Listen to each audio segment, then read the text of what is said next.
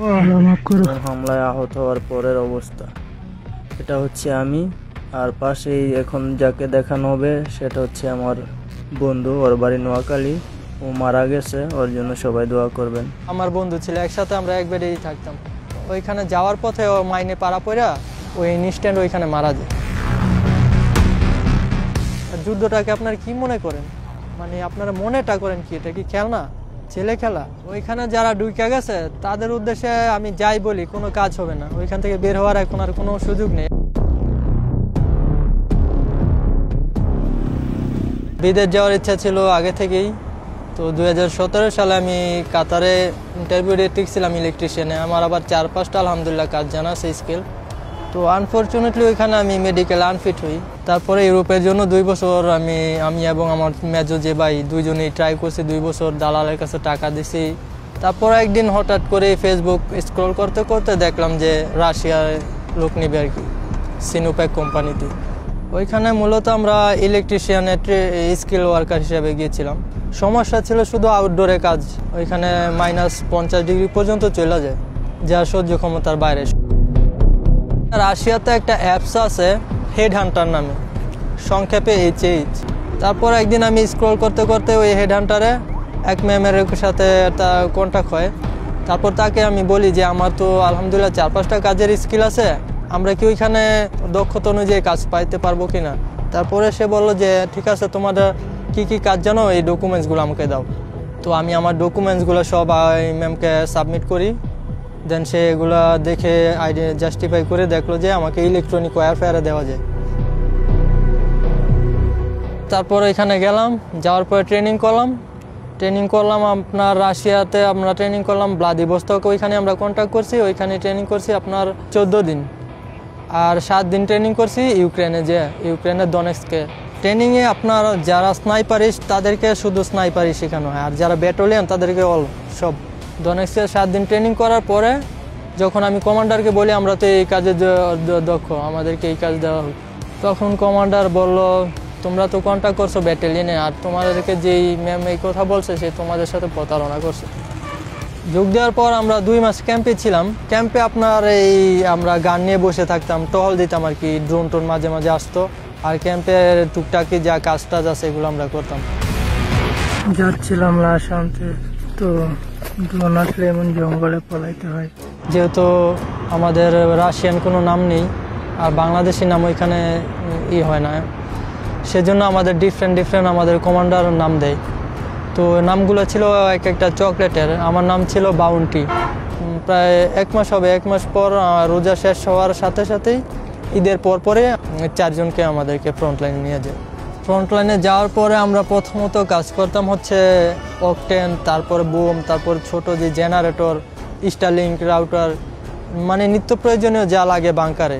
ফ্রন্টলাইনে বাংকারে যারা থাকে তাদের যা প্রয়োজনীয় জিনিস আছে, খাবার দ্রব্য, এগুলো আমরা 15 থেকে 16-17 কিলোমিটার দূরে ফ্রন্টলাইনে বাংকারে নিয়ে দিয়ে আসতাম। তো 3 দিনের মাথায় আমি মালামাল দিয়ে আসার পথে একটা খোলা জায়গা, আমরা যেখান দিয়ে হাঁটি ওইখান দিয়ে গাছের সারি থাকে, আর ইউক্রেনে তো বড় বড় জমি, তো সারির পাশ দিয়ে আমরা সবসময় যাই, কারণ জায়গাতে ড্রোন আসলে আমরা গাছের আড়ালে পলাইতে পারি। তো আসার পথে আমরা যখন একটা খোলা জায়গায় আসি তখন আমি ছিলাম ফ্রন্টে। তো হঠাৎ করে একটা ড্রোন আসা পড়ে ইউক্রেনের। তো সে আমাকে টার্গেট করে, যেহেতু আমি সামনে ছিলাম, আমার সাথে গান ছিল না। তো আমার পিছে যে রাশিয়ান ছিল, তার পিছে আমার বন্ধু বাংলাদেশি, তার পিছে আরেকজন রাশিয়ান। তো আমার পিছে যে রাশিয়ান ওর সাথে গান ছিল।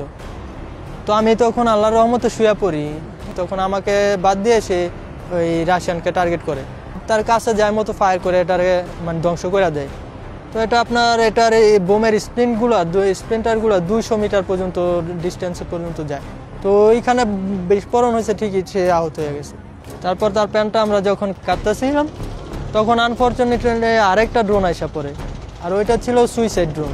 আমরা 4 জন যেহেতু ছিলাম, তখন ওই ড্রোনটা ডাইরেক্ট আমাদের মধ্যে নিক্ষেপ, আমাদের শরীরে হিট করে আর কি, শরীরে না আমাদের মানে ডাইরেক্ট মাইরা দেয় আমাদের। তখন আমরা দৌড় দেওয়ার পরে আমার হাত এদিকে লাগে, এদিক দিয়ে এগুলো সব ইঞ্জুরি হয়ে যায়, এটা বাঁকা হয়ে যায়। এনে 2টা লাগে, এনে 3টা লাগে, কোমরে একটা লাগে। তো রক্ত দিয়ে আমাদের এটি সব যা হয়ে রক্ত দিয়ে বইরা যাইতেছে। আর আমার বন্ধু যে আশিক, ওর অবস্থা খারাপ। তখন দৌড়ে আমরা ধরেন এই 200 মিটারের সামনে যাওয়ার পরে আরেকটা ড্রোন আসে।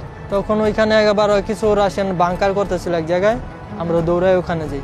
তো ওইখানে যাওয়ার পর আমরা বাংকারে নুয়ে পড়ি, ওই উপরে থেকে টার্গেট করে আরেকটা বোম ফালায়।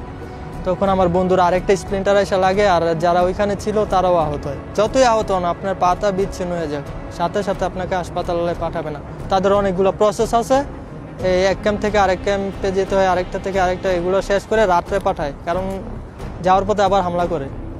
তখন আবার ওইখানে 10-12টা মিসাইল হামলা হয়। তখন আবার আমরা হুন্ডা থেকে নাইমা বাংকারে চলে যাই,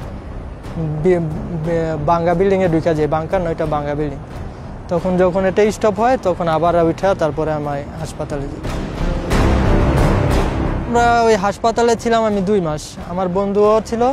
তো আমার ওই বন্ধুর আমার এখান থেকে এত বড় স্প্লিন্টার বের করা হয়েছে, এখানে এসে আটকে ছিল। তো তারা ওইখানে ভালোভাবে ট্রিটমেন্ট দেয় না, তারা স্প্লিন্টার ভিতরে রেখে উপর দিয়ে শুকায় ফেলে। তো এগুলো আমরা চুম্বক দিয়ে দৌড়া দৌড়া দেখতাম যে ঠিক আছে।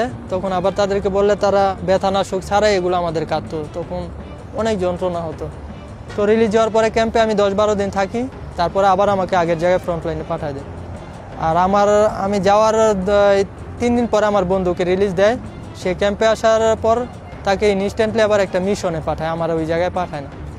তো মিশনে পাঠায় একটা ফ্রন্ট লাইনে, মানে একটা জায়গা দখল করবে আর কি। তো ওইখানে যাওয়ার পথে ও মাইনে পাড়া পড়া ওই ইনস্ট্যান্ট ওইখানে মারা যায়। ওর বাড়ি ছিল নোয়াখালী। ও আমার বন্ধু ছিল, একসাথে আমরা এক বেডেই থাকতাম, এক রুমে। তো আমার বলছিল যে বন্ধু আমার 3 দিনের জন্য মিশনও নিতেছে, আমি ধরে রাখলাম 7 দিন। 7 দিন পরে ইনশাল্লাহ কথা হবে, কিন্তু আর তো কথা হলো না। তো এমন সিচুয়েশন হয়তো, মানে 15 কিলোমিটার 20-30 কেজি শরীরে নিয়ে পাহাড় জঙ্গল দিয়ে যাওয়াটা যে কি পরিমাণ কষ্টের, এটা যারা করে তারা সহ্য ক্ষমতার বাইরে। আমাদের রক্ত জমে যেত পায়েটায়, পা এটি ব্যথায় চলতো না। তখন আমি নুয়া যাইতেছি, পিছে ছিলাম আমি, হঠাৎ করে আমার 10 হাত সামনে আইসা মিসাইল পড়ে। তখন আমি হতভম্ব হয়ে যাই, আমি নড়াচড়া করি নি, স্তব্ধ হয়ে ওইখানে দাঁড়াই থাকি। আমার সামনে যেগুলো ছিল সবাই পলাই যায়। তো তারা মনে করছে আমি মারা গেছি।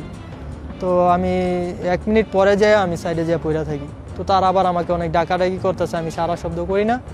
এক পর্যায়ে তারা এসে দেখে আমি বাঁচে আছি, তারপর আমার রুস্কি ভাষায় গালাগালি করে। এরপরে আমি আরও 4 বার এমন গুরুতর বোমা হামলার শিকার হই। আল্লাহর রহমতে শুধু খালি বেঁচেছে। আমাদেরকে যা বলা হয়েছিল অ্যামাউন্ট তাই দেওয়া হয়েছে। আমরা 20 লাখ রুবেলের কন্ট্রাক্ট করছিলাম 1 বছরের, আমরা 20 লাখ রুবেলই পাইছি, এবং মান্থলি স্যালারি ছিল 2,15,000 রুবেল, যা বাংলাদেশি টাকায় প্রায় 3,22,000 30,000 রেট অনুযায়ী আর কি। এভরি টাইম দেশের কথা, সব কিছুর কথা, মানে মৃত্যুটা একদম কাছ থেকে দেখলে মানুষের যে মনে যা যা আসে, আমাদের মনে সবসময় তাই আসতো। আমরা প্রতিটা সেকেন্ডে আতঙ্কে মৃত্যু আতঙ্কে থাকতাম আর কি। আমার একটা সময় মনে হইতো যে আমি বাংলাদেশে যে আসবো এটা আমার স্বপ্ন ছিল, এটা স্বপ্নের মতো মনে হইতো। আর ওইখানে সিচুয়েশনটা আসলে ভাষায় প্রকাশ করার মতো না, এটা সরাসরি যে ফেস করা, আর এমনি ভাষায় এটা প্রকাশ করা যায় না। আর খাওয়ার তো কোনো নেই, না খাইয়ে যেতে হয়। আমাদের দায়িত্ব ছিল হচ্ছে প্রত্যেকটা ব্যাটালিয়নকে সব ধরনের কাজ করায়। কখনো বাংকারও করতে হয়, মাটি খনন করে বাংকার তৈরি করতে হয়, কখনো খাবার টাবার এগুলো সাপ্লাইয়ের কাজ করতে হয়, কখনো ফ্রন্ট লাইনে পাঠায় যুদ্ধ করার জন্য। ভ্যারাইটিস সব ধরনের কাজ করতে হয়। সবাইকে 6 মাস অন্তর একটা ছুটি দেওয়া হয়, 15 থেকে 16-17 দিন এরকম। আর সেই ছুটিটা সে চাইলে ডনেক্সে কাটাতে পারবে, আবার রাশিয়াতেও কাটাতে পারবে। তো আমরা টার্গেটে ছিলাম, আমাদের যদি আল্লাহর রহম করে যদি ছুটি দেয়, কারণ এটা পসিবল না। রাশিয়ান সব কমান্ডাররা জানে যে বিদেশিরা পালা যায়। তো আমাদের কমান্ডারটায় নতুন ছিল বিদায় আমাদেরকে জেনেও তারা আমাদেরকে ছুটি দেয়। তো আমি বিভিন্ন সময় রিকোয়েস্ট করতাম, চিকিৎসার উছিলা দিতাম, এক্সকিউজ দিতাম যে আমার রাশিয়া যেতে হবে, আমার গুরুতর অবস্থা, কিন্তু তারা পাঠায় না। কিন্তু এক পর্যায়ে তারা আমাদেরকে ছুটি দেয়। তখন আমি যাই একদিনেই এম্বাসিতে যাই রিকোয়েস্ট করে ট্রাভেল পাস নিয়ে পরের দিনে টিকিট কেটে আমি চলে আসি।